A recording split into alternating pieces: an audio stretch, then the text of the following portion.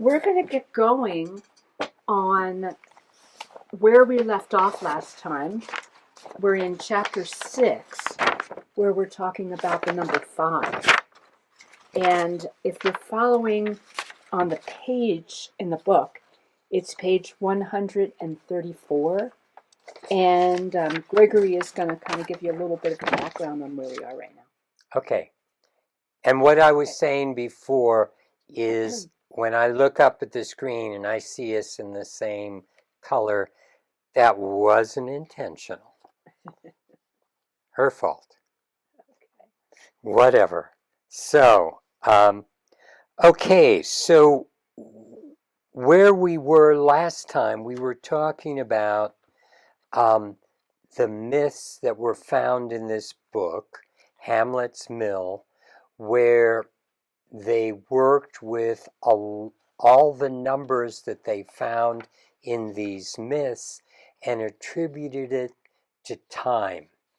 And specifically the way time works in terms of with the equinoxes and the solstices that are celebrated on planet Earth, that whenever these celebrations went on, the sun would always come up in the same place on, the equinox or the solstice, and yet the stars in the background slowly moved at the rate of 1% every 72 years.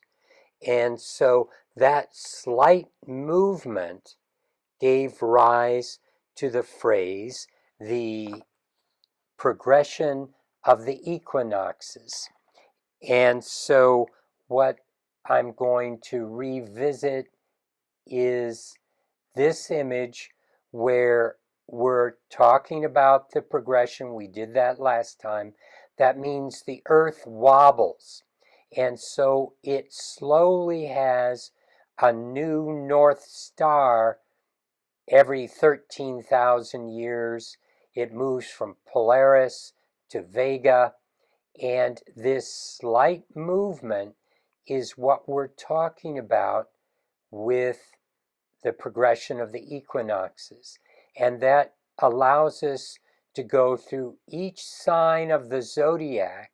We're now moving into Aquarius, and each sign lasts 2,160 years, about. And so it's because it's such a long period of time, and the way energies shift, it is never a hard, fast date. So that's why some people say, yes, we're in the age of Aquarius. I remember back in the 60s, the musical Hair, where they were singing about moving into the age of Aquarius.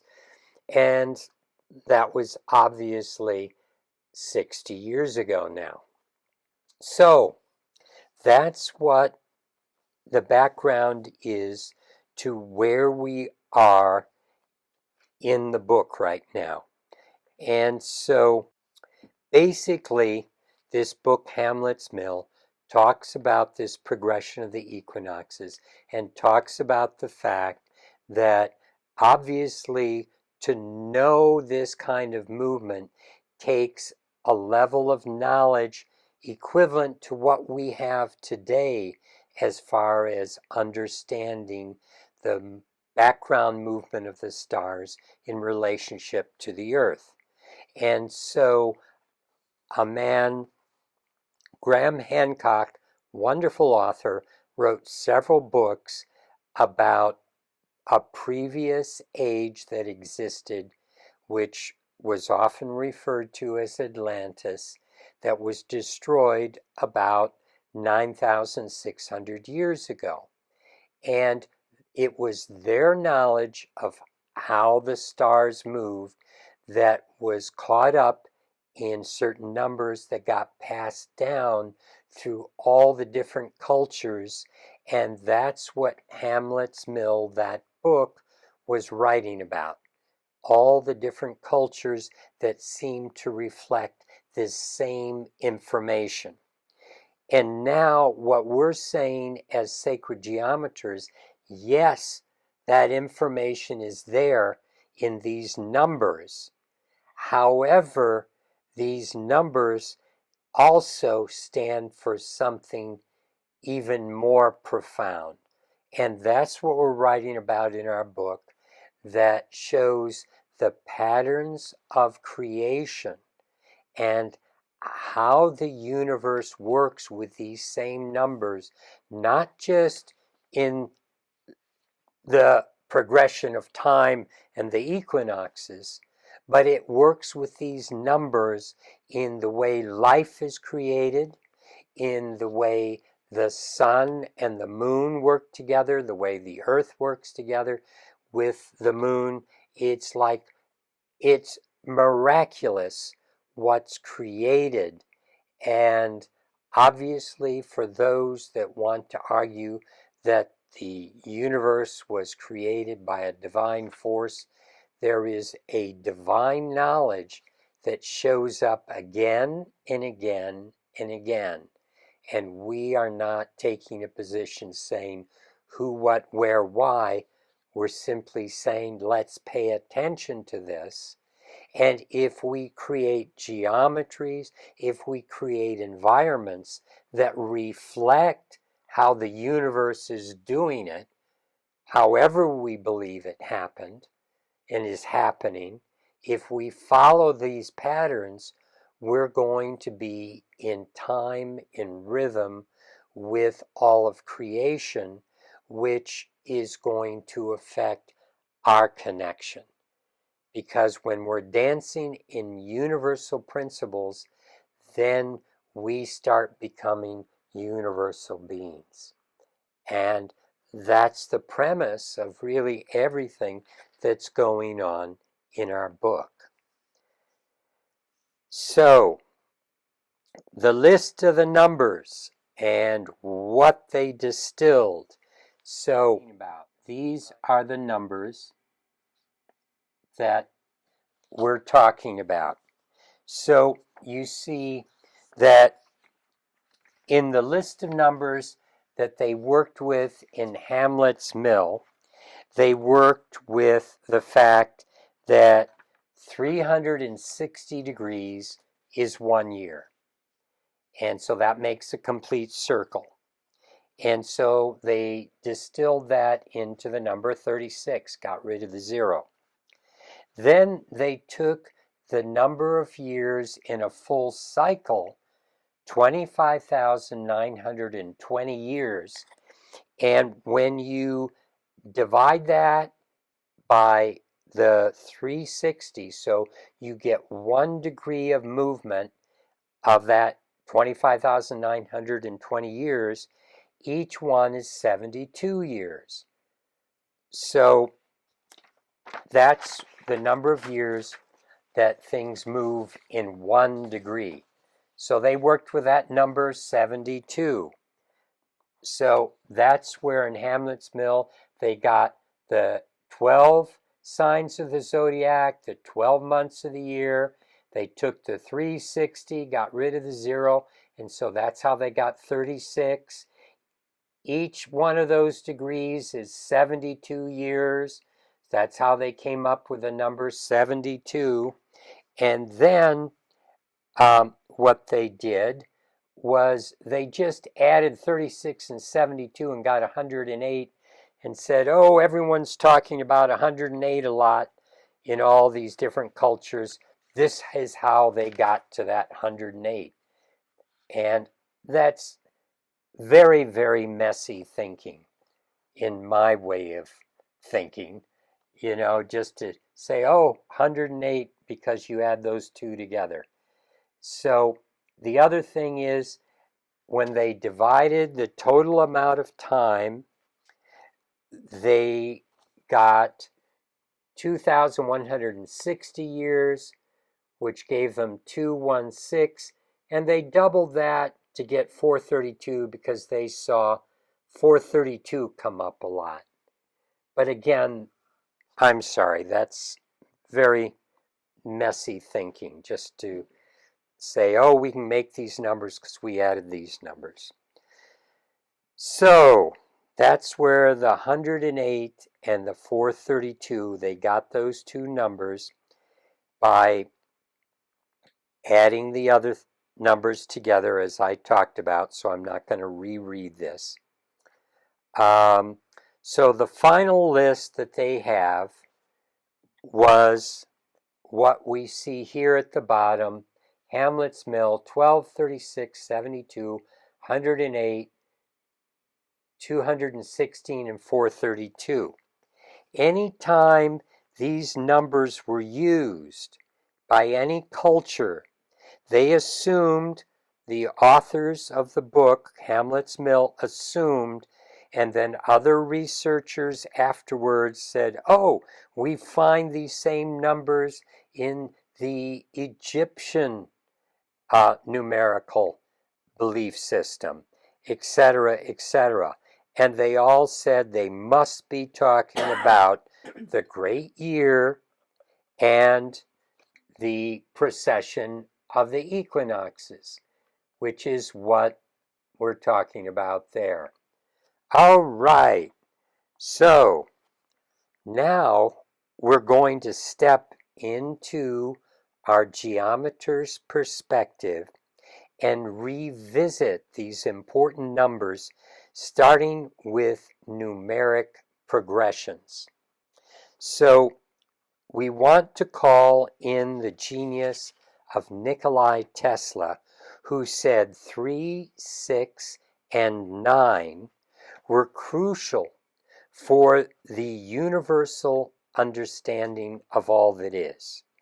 In chapters 4 and 5, it became evident that the number 3 generated all sacred numbers.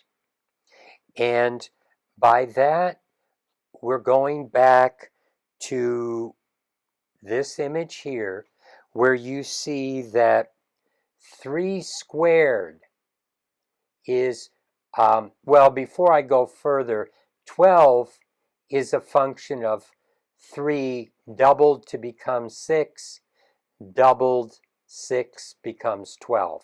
That's how 3 is the root of 12.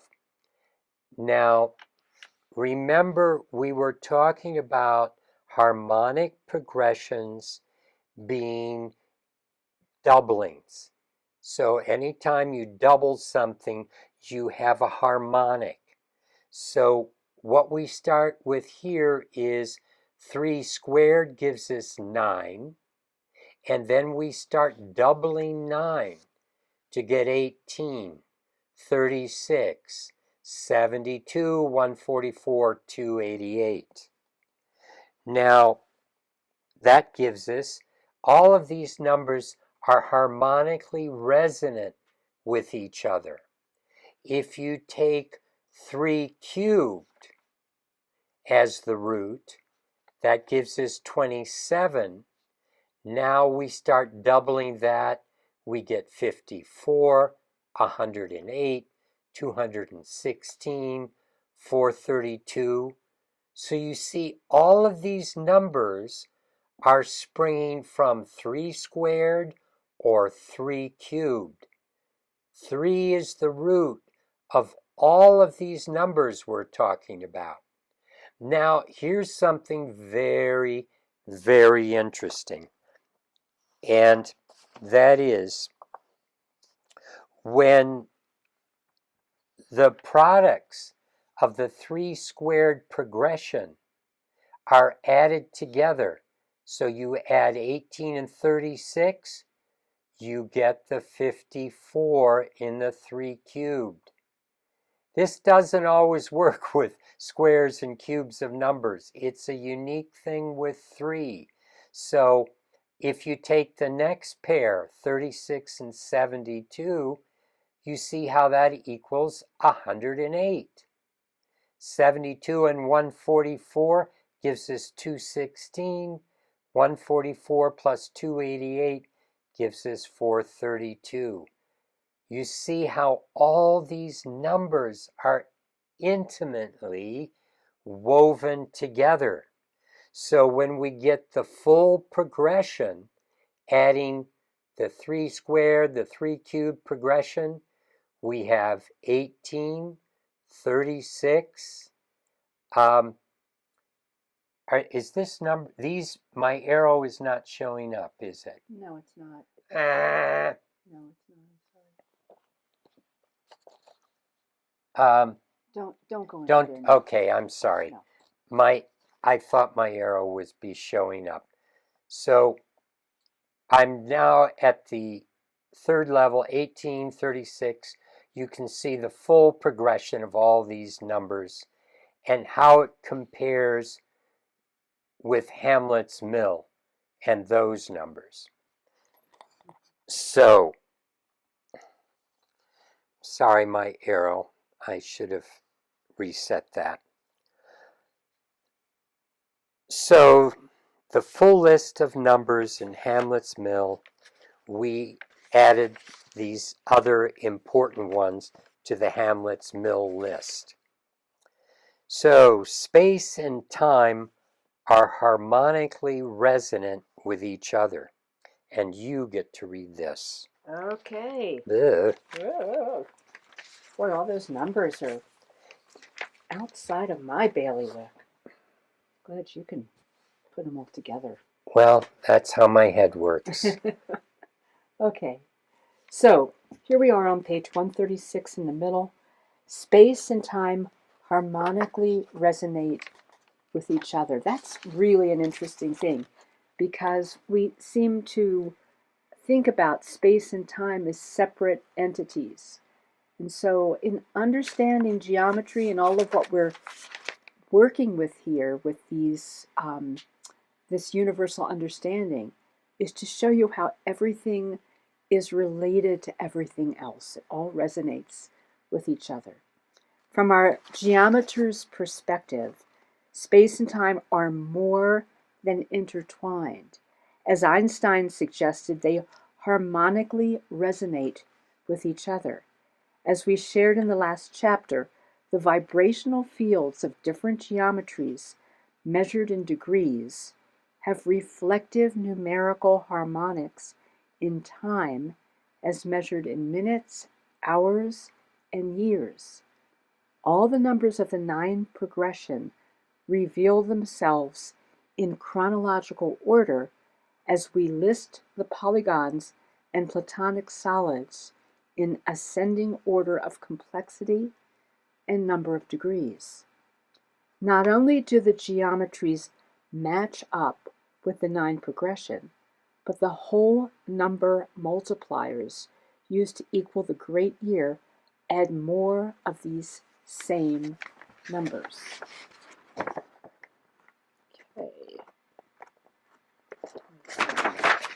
Okay, Greg, do you want to do, I've got you down for doing this Okay. image right now on precession of the equinoxes. Okay. So, you still can't see my pointer. No. Okay. I thought I might have been able to send it. Okay. So, this is very interesting when you start seeing the way universe builds things and works with these numbers. And if we just look at the polygons, that is, a polygon is like triangle, square, pentagon, hexagon, octagon. What you're going to see is the number of degrees in a triangle, 180. Get rid of the 0 and we have 18. A square is 360, so that's 36. A pentagon is 54. Hexagon, 72. You see these numbers, 108, 144, and 72. All these numbers that we've been talking about also show up when we're looking at geometry. It's the way geometry progresses. They keep going through these same numbers again and again and again.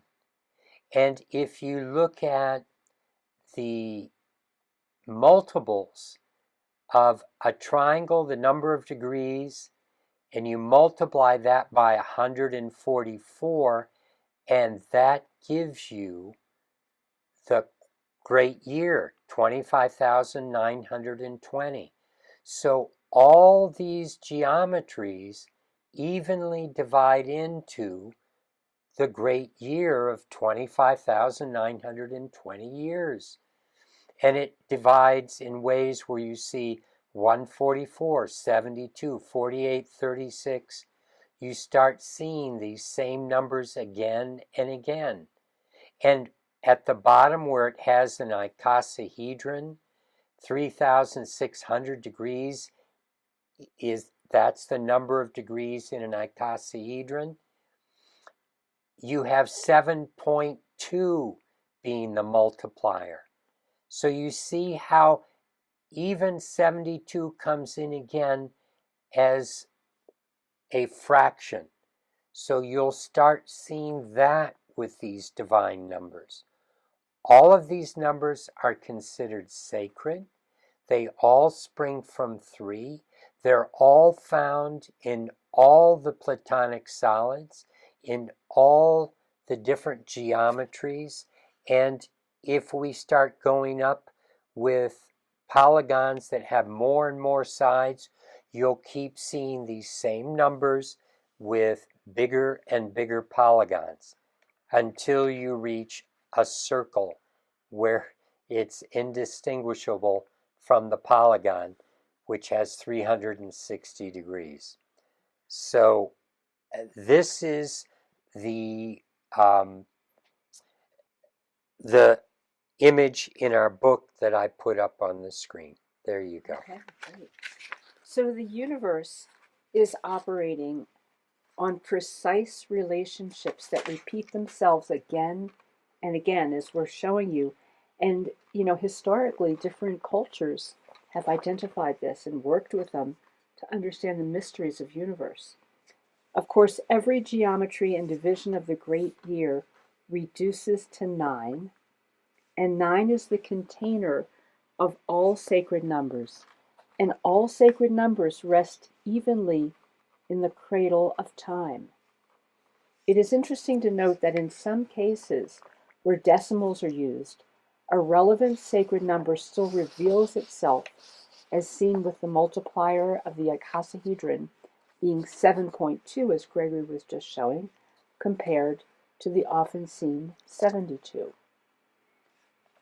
Time has a powerful relationship to physical space as defined by geometry.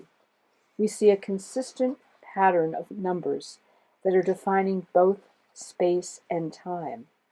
This offers us an understanding of where we are, where we have been, and where we are going. The cosmic alignments interpreted through astrology have very particular angles, speeds, and alignments that affect our personalities and life path. Think about that for a moment. As noted in the chart above, the total degrees of the dodecahedron evenly quarters the great year, creating 4 seasons, similar to what happens during a year on Earth. Randall Carlson has cataloged major Earth shifts and found they are grouped around these quarterly transition times. Again, we see time linked to a geometry giving substance and verification to the relationship of a geometric view of our space-time continuum. What is it about this part of the sequence 36, 54, 72, 108 that has compelled civilizations and religions to keep them alive in our awareness for the last 11,000 years that we are familiar with? So now there's another list here that we go into of some of these numbers that show up, like the 108 prayer beads that are on the malas of the Tibetan and Chinese Buddhists, the Taoist Hindus, and Sikhs. Roman Catholics use a rosary of exactly half that, equaling 54 beads. We find 54 letters in the Sanskrit alphabet and 54 intersections in the Sri Yantra. Many ancient Roman temples had 108 columns supporting their roofs, and Islam recognizes that 108 refers to God. Especially in Hinduism, one sees it where 108 gopis, Everywhere. everywhere, excuse me, 108 gopis, 108 holy places, 108 Upanishads, and it goes on and on. But no one really has a clear understanding of why. Osiris murdered by 72 assassins. In Kabbalah, there are 72 names of God, 72 languages spoken at Babel, 72 archons in Gnosticism, 72 disciples of Confucianism. The ancient ruins of Angkor Wat have 5 gates, with the entering avenues bordered by 54 statues on each side, for a total of 108 per road and 550 stone. 540. 540, excuse me, stone deities overall. Okay. So these numbers, again and again and again and again, the same numbers. And so what we have been doing is taking these numbers and applying them to geometry. And these particular numbers work with a very particular set of geometries. So these secrets were hidden in plain sight, very precisely, so they wouldn't be forgotten. So that's why they're attached to different numbers. People always remember 108. Why was 108 so important? Why was 5472? That's what we're going to be getting into. The use of these numbers by the ancients was considered holy and became embedded into religious objects and temples where they were deemed sacred. The number of mala beads, 108, were a way to remember. The number is not being used in any practical way other than a remembrance. Any meaning behind or beyond being a sacred number has been lost. So here is another use of these numbers by one of the oldest and most mysterious secret societies in China. Known as the Hung League, it is a repository for very ancient spiritual understanding, as well as ancient numbers. What is the meaning of this ancient initiation ritual? So it's done in a question and answer format. Question: what did you see on your walk? Answer: I saw 2 pots with red bamboo. Do you know how many plants were there?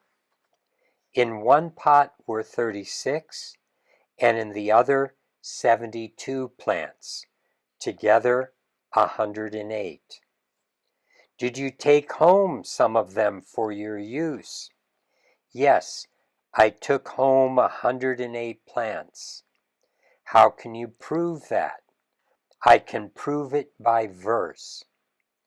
How does this verse run? The red bamboo from Canton is rare in the world. In the groves are 36 and 72. Who in the world knows the meaning of this? When we have set to work, we will know the secret. So there it is, this ancient mystery school. What does this mean? The last line makes it clear that this information will reveal itself when we use it or set to work with it.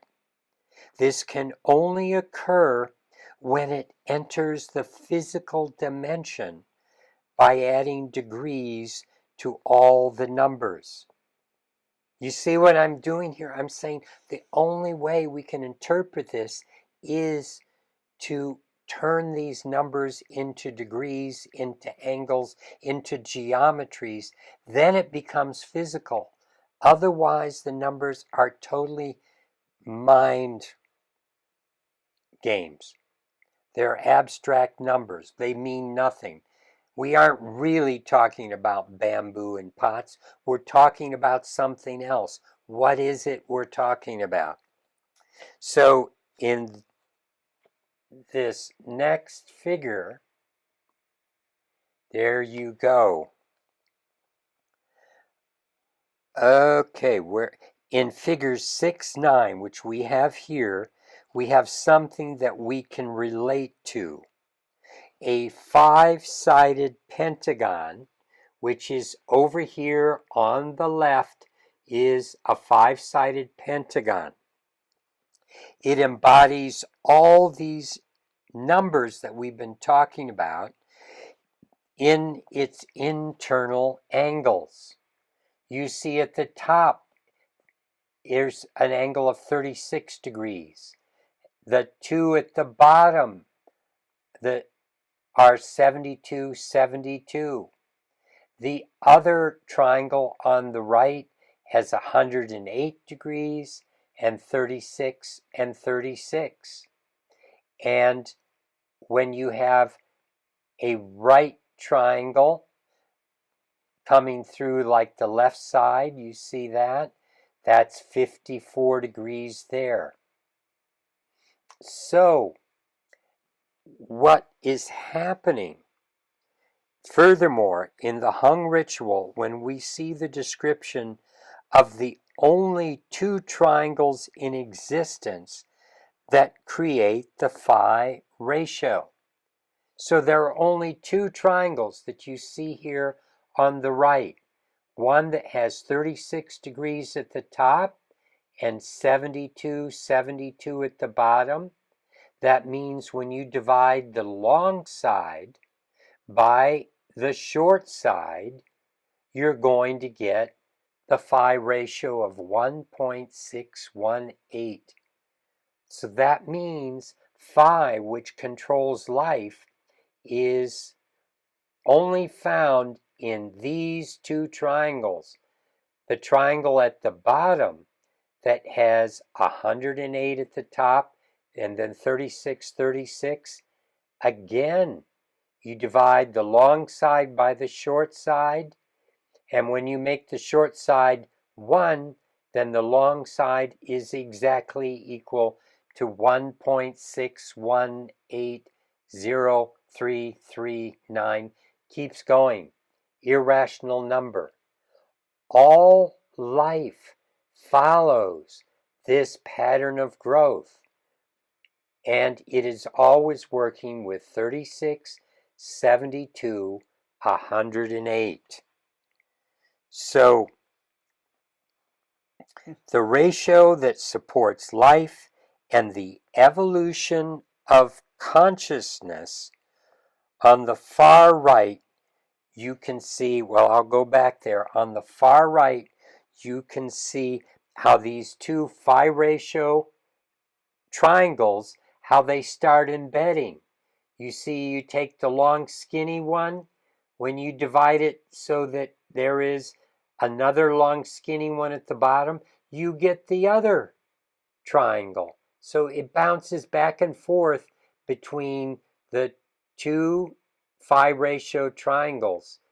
When you connect it all with a semicircle, a piece of a circle, That's where you get this spiral on the right that we see in things like, remember,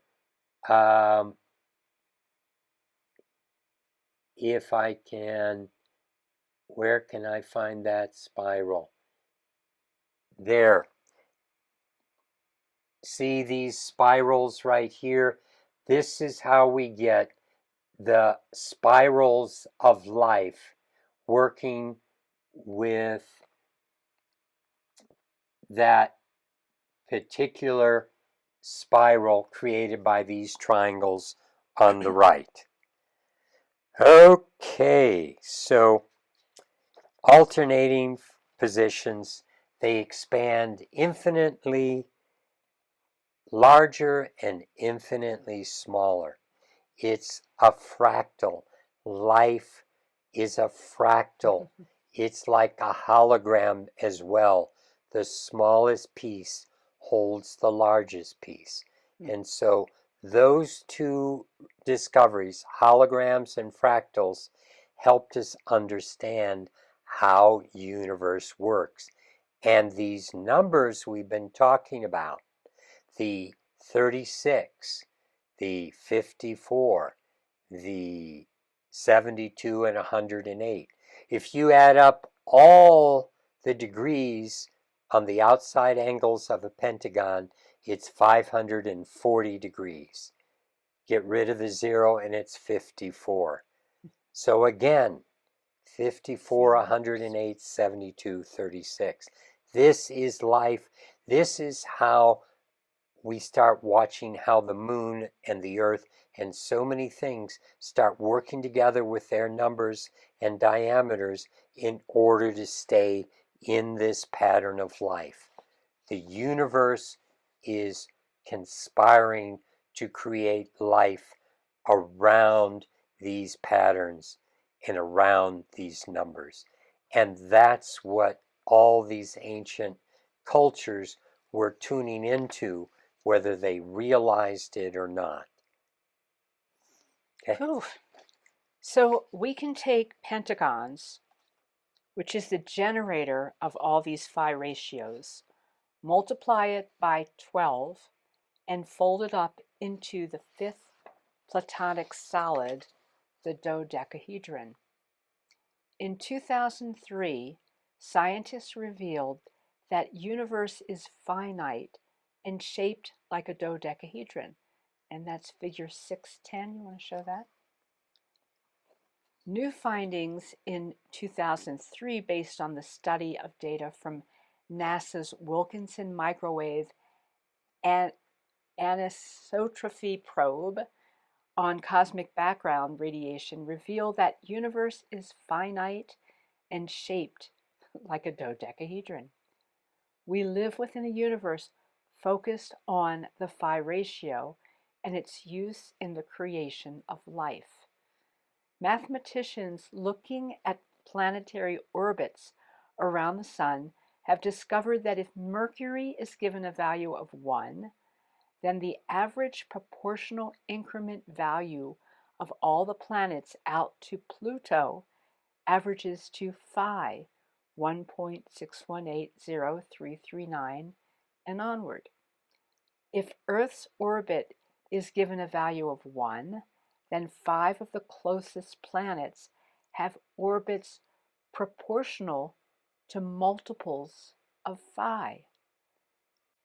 So they are vibrating with the field of energy, incubating life, and as planetary bodies in our solar system, they are helping to step down this energy to make it more available to life on Earth.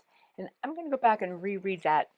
They are vibrating with the field of energy, incubating life. And if you think about that, that everything in universe is designed to continue to reproduce and create and change, but in a pattern that maintains the integrity of this dimension. And this is, it's important to understand that this is consciousness itself. Consciousness is following this pattern, is creating this rhythmic pattern with the phi ratio and with the way everything in the universe is created, so that consciousness is building itself, wrapping itself around this pattern of life and these numbers: 36, 54, 72, 108. So it's pretty amazing. They're helping to step down this energy and make it more available to life on Earth. They help to focus and ground archetypal energies.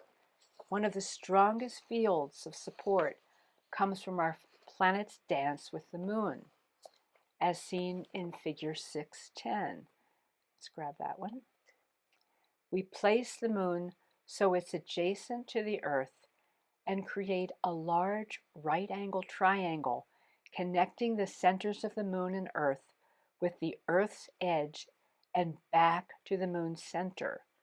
We can use the Pythagorean theorem, a squared plus b squared equals c squared, for right-angled triangles and fill in the known radius measures for the Earth and Moon to discover the length of the hypotenuse or slanted edge from the Moon to Earth's equator. When we divide that line, C, by the radius of the Earth, we get, here we go again, the phi ratio, 1.61800339, and on, the phi ratio. The Earth and Moon are interacting together to vibrate with the life-evolving phi ratio. Always the focus of evolving life, evolving consciousness. Everything is about that. In the 1980s, Russian scientists mapped the energetic grid of the planet and found it to be best represented by the interlocking relationship of a dodecahedron and an icosahedron, which creates phi ratio relationships in the way energy flows through the planetary grid or Earth circulatory system. Is it any wonder that the ancients wanted to bring attention and focus to the value of phi ratio constructions? If we want to be aligned with the rhythm of universe and be supported by the pulse of life for our health and mental well-being, then it's imperative that we find ways to bring these universal energies into our environment. Okay, and this is going to wrap up chapter 6. Take a moment to reflect.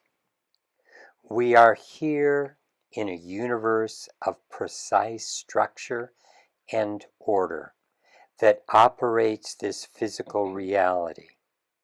Everything begins with pure, formless energy. And for creation to function, it follows angles and patterns that result in exquisite designs on this earth. The vast variety of life forms are all related in the way they are structured.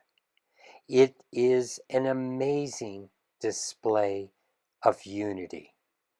Nature shows us an abundance of beauty and harmony.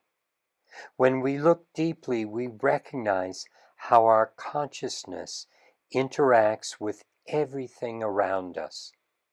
We create a crucial focus that is part of evolution. As we expand our awareness, we can use this knowledge in creating our lives to become divine partners with Spirit. We can impress life with compassion and loving consciousness for positive outcomes rather than chaos. What we experience as chaos and dysfunction is a result of being disconnected and out of balance. Consciousness is energetically connected to all that is, and an essential part of how this universe evolves.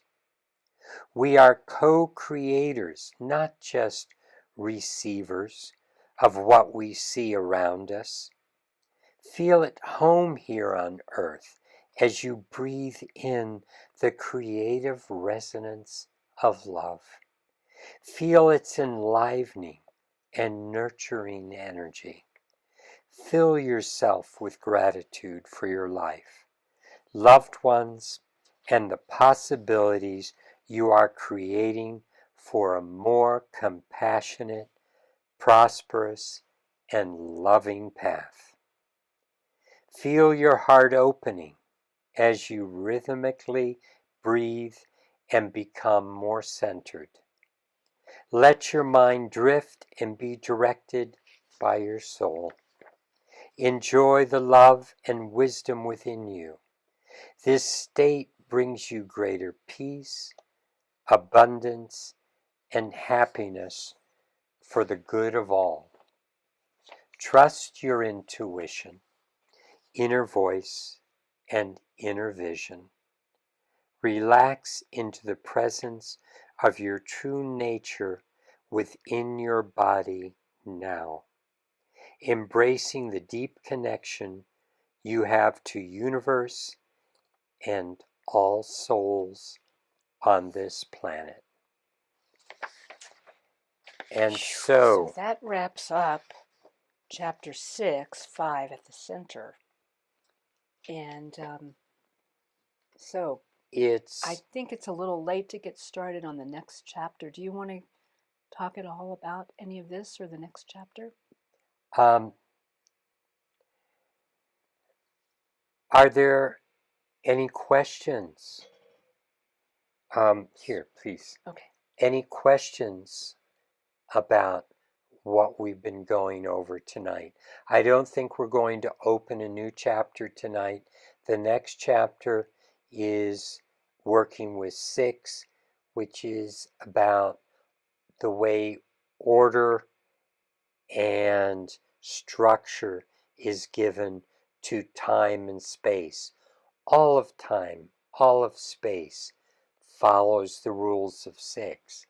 But tonight we've been speaking about 5 and how 5 is at the very center, the core of universal structure as far as life is concerned. So, okay, these, Deborah. yes, Deborah Gibson has her. I was curious about a couple of things. First, I want to thank you for expanding my mind and stretching me here with this wonderful book and your reading of it. So the great year is 25,920 years. Is that like so? So I get it that the great year is like that's the Mayan calendar, but is it like we have years now? We have like 360 days, 65 days or years. So we have lots of years. Is there also this idea that there's the great year is just another group of time that keeps repeating itself? yeah, and it was used by the Mayans. It was used by the Egyptians. It was used in Vedic astrology. It was used in the Sumerian culture. It was understood in China. It was, I mean, all over the world, we have seen where in working with these ancient periods of time and in the Vedic scriptures, they talk about yugas, and it's all based on these same numbers. So when you look at the way each age of the zodiac, we're moving through each age 2,160 years at a time, and they considered a divine year to be 360 days.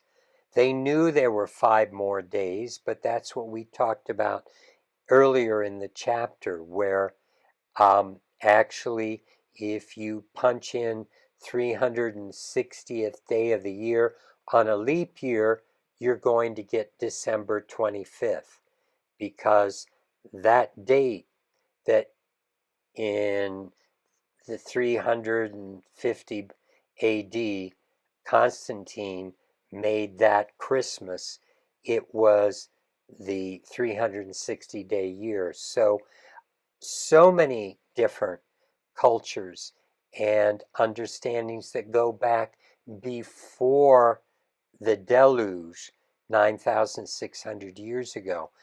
Everything was working with these long expanses of time. And the way the Mayans were working with this, they broke it into 5 sections that basically came up with the same grand total of years.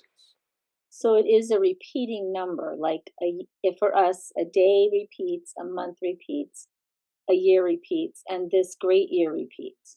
Yes. Right. And so just as you have the progression of the equinoxes, where 13,000 years ago, Vega was our North Star, we were in a different age at that time.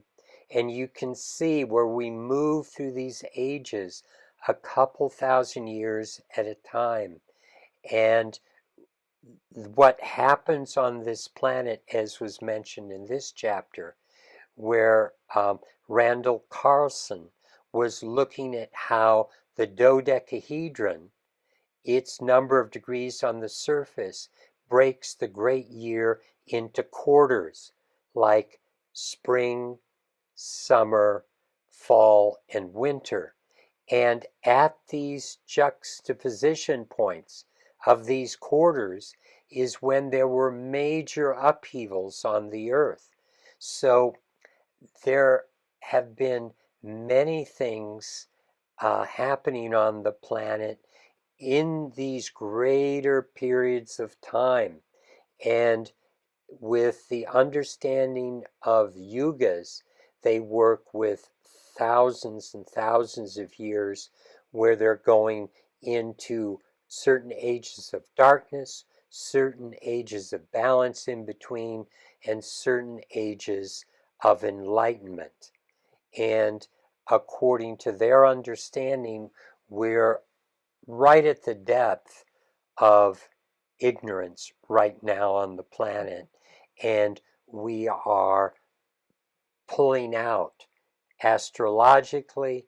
We're seeing more things with current astrology readings, but we're seeing things on these great scales as well, of showing us coming out into the age of Aquarius, that's going to be more about working with human connection, more about working with the good of all, more about working with consciousness that's going to include the good of all, rather than just the success of the few, which is where we're at politically all around the world today, and working at bringing ourselves out of this level of consciousness. And you can see how everything is connected numerically. And that's what we're showing in our book, that the more we see the unity of the way universe works, we can start to feel more a part of that unity ourselves. And therefore move out of that space, even though in the New Age realm it's nice to say we're all connected. Well, right now we're starting to see numerically how indeed we are all connected. These numbers connect us. Time connects us. We're going through these similar cycles again and again and again. So there have been many of these 26,000 year cycles on this planet, moving us up and down in our expanding and sometimes decreasing consciousness, but then we expand greater the next time the cycle comes around, because the cycles aren't just like circles, they are like spirals that are continually moving in a direction toward the light, more and more light. And the level of consciousness that human beings are working with right now on the planet, it's very, very low. And there are understandings that measure consciousness in terms of the words density, where first density is a level of understanding and consciousness that you would find with the mineral kingdom and rocks and the earth itself.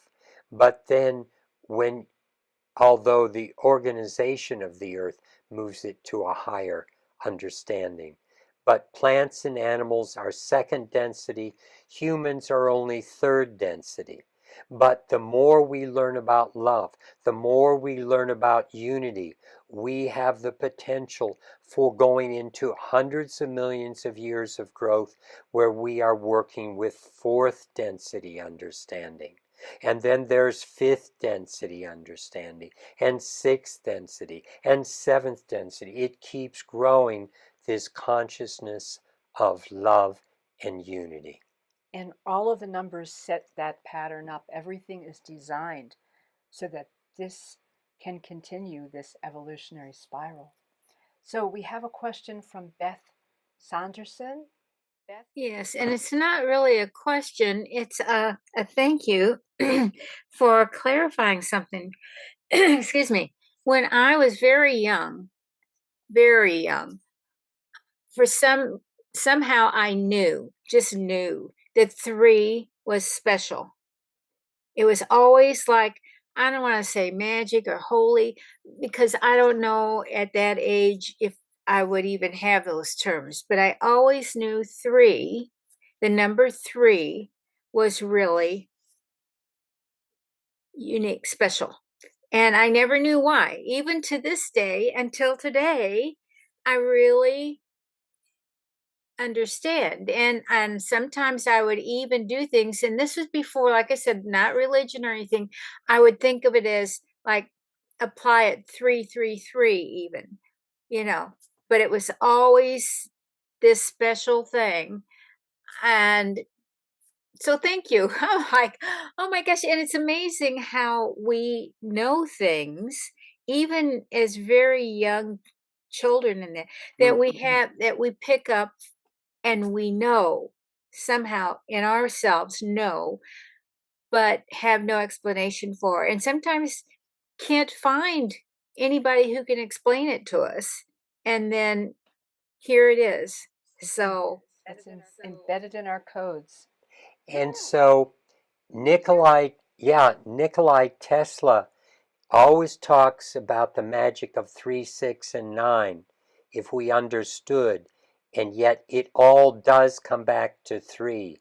And so he would, when he laid out napkins, he would lay out 3 for himself. When he walked around the block, he walked around 3 times. He would pick room numbers that he would stay in at the Hotel New Yorker that were multiples of 3. Everything was working with 3. see, that's how I thought of it. Was like I would do something 3 times. I'd touch something 3 times, or I would, like you said, 3 of this, 3 of that. It was always this 3 of something. And like I said, sometimes I'd have to touch things 3 times. Touch the doorknob, touch the thing.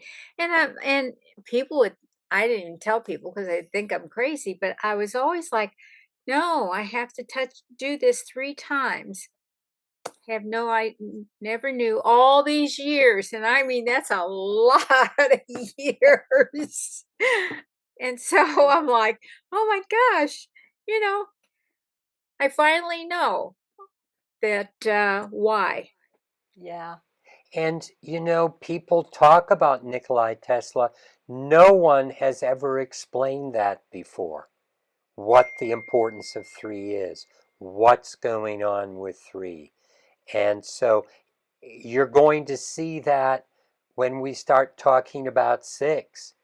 because obviously a triangle of three, one pointing up, one pointing down, gives us the 6-pointed star.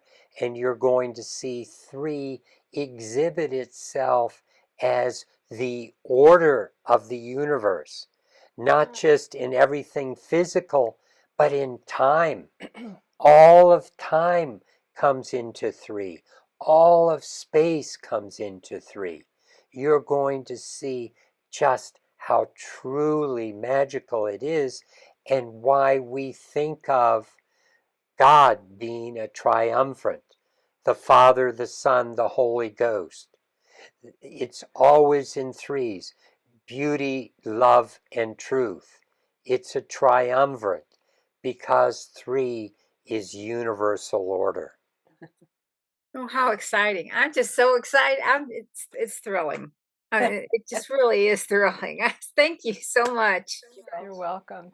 And so Thank you you. were dancing with the universe from the time of a small child, and understanding, if I dance this way, I will be connected, and I will be loved. I will feel that love. I will feel that understanding just by Feel my doing the place in the dance. universe, to understand that. And I do feel connected energetically. I feel energy. I can see energy, and I can see how objects can. I can see the atoms and everything move, but it's a feeling. It's like a connection. Whether I'm outside, almost feels like it has a thickness to it, that I can feel it when I'm out there, and I just so that's how the three and all of that works together. Oh my gosh. Ah, Thank you. ah, So here's another question that came in through the chat from Madeline, asking, how can we best use five? And this is a pretty big question. well, the way five is really displaying itself is working with these phi ratio relationships. Um, and that's what we're seeing here. And when you connect all those points, you get a pentagram, a 5-pointed star. And there's a lot of fear around the 5-pointed star, because that was witchcraft. And yet they were simply, these wise women were using the nature of five and the 5-pointed star, the pentagram, to align the different herbs and minerals in order to create balance.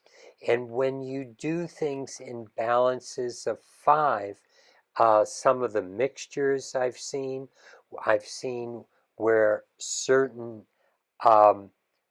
tones are brought together with sound in groups of five. When you put it into, who was it? I can see him, Guy Marchant. At any rate, this is someone that was working with frequencies in water that people would be in for healing. And when he put 5 frequencies in there, he had the best results. Yeah. And found that working with groups of 5, doing layouts of 5. I mean, this is the human being, the head, the 2 arms, and the 2 legs give us, this 5-pointed star. So there are different ways that we can work with 5, but importantly, it is to understand how it gives us the phi ratio, and how we can use that when we construct things. Often when we want to work with different geometries that help us work with energy and healing, we're going to be working with those angles, those numbers. That's what happens in this geometry down here. We're working with those numbers and those angles. And you're going to see that in some of these other geometries that we have as well, that you'll see 5 expressing itself, and it then becomes an important expression of healing and connection and understanding, because we're all human and we're vibrating with these same numbers. Yeah. Phew. I think that might be a pretty good place to just end it at this point.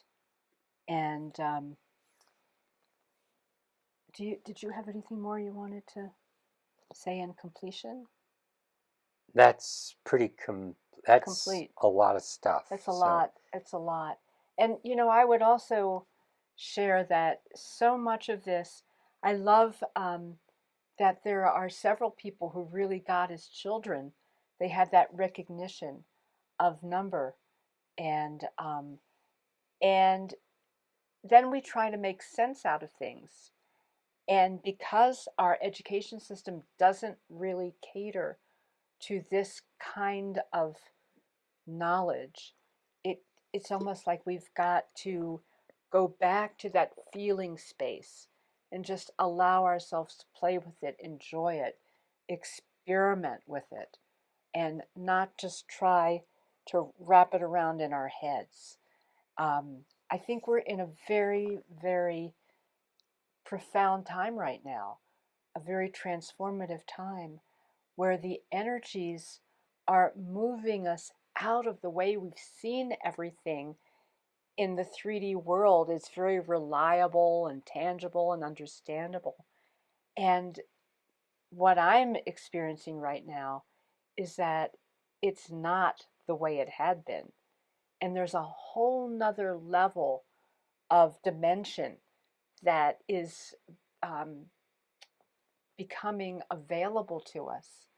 And the way to work with it is to quiet the mind and to move through it from that place of the child, from the heart space, from the loving center, from the place where consciousness evolves, and become a co creator with this new dimensional energy that we're being gifted to play with. And so these constructs that we talk about with these universal principles will help us in that creative energy as we move forward and find our place within it. So, with that, I think we'll just thank you so much, and We don't want to say anything about forms for now. no, Okay. and we will be back in January for one more another chapter reading. We'll be into chapter 7, and we'll be getting into number 6. And we wish you a wonderful holiday season, lots of blessings and love. And thank you so much for joining us and being with us on this exploration of sacred geometry and the divine alignment that we get to experience through it. So, thank you so much. Have a wonderful rest of your evening, and love to you all. Good night. Bye-bye.